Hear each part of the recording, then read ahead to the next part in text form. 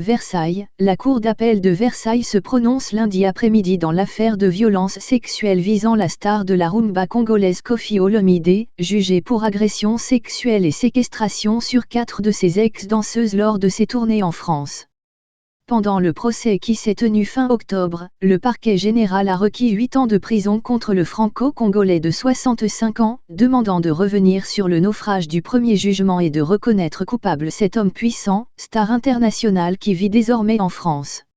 En 2019, le tribunal de Nanterre l'avait condamné à 2 ans de prison avec sursis pour atteinte sexuelle sur l'une des jeunes femmes, déclarée mineure au moment des faits, et l'avait relaxé des poursuites concernant les 3 autres.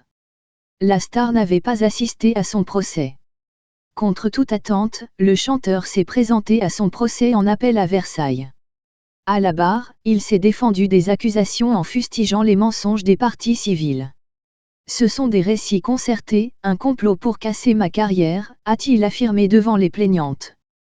Les 4 femmes congolaises, qui ont déposé plainte entre 2007 et 2013, accusent Koffi Olomide de les avoir enfermées dans un pavillon gardé près de Paris, lors de ses tournées françaises, et de les avoir forcées à avoir des relations sexuelles avec lui, de façon régulière pour certaines.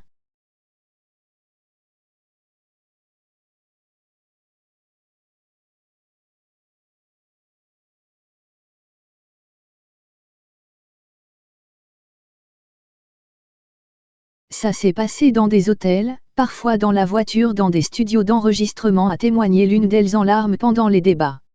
Depuis, aucune n'est retournée au Congo, confiant leur peur des conséquences face à une star internationale qu'elle surnommait avant l'affaire le président.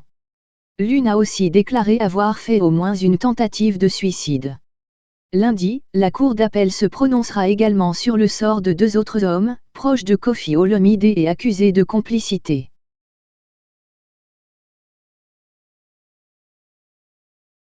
Veuillez vous abonner à votre chaîne YouTube Zoom et Focus, pour être le premier à recevoir nos nouvelles vidéos.